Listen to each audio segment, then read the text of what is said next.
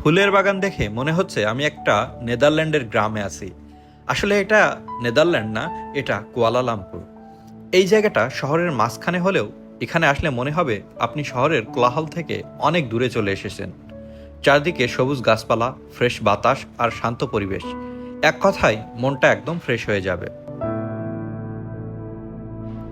এখানে আপনি অনেক সুন্দর সুন্দর জায়গা একসাথে ঘুরে দেখতে পারবেন। রঙিন ফুলের গার্ডেন, বিশাল সব গাছ আর সবুজ ল্যান্ডস্কেপ, হাঁটার জন্য সুন্দর ট্রাক, সাইকেলিং করার সুবিধা।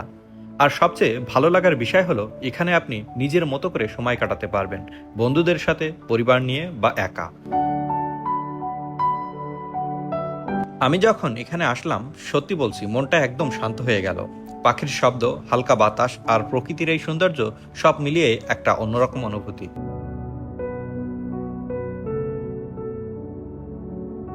মালয়েশিয়া এত সুন্দর কেন, বিশেষ করে এত সবুজ কেন, এর পিছনে কিছু অসাধারণ প্রাকৃতিক কারণ আছে।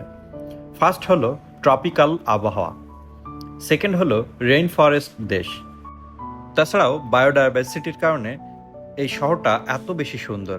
তাছাড়াও এখানে প্রত্যেক দিন যে পরিমাণ বৃষ্টি হয়, যার কারণে কুয়ালালামপুর এত সবুজ, এত সতেজ।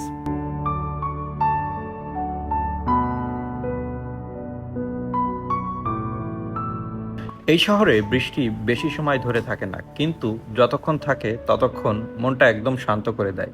কখনো কফি হাতে জানালার পাশে বসে বৃষ্টি দেখা, কখনো ছাতা নিয়ে হালকা হাঁটা।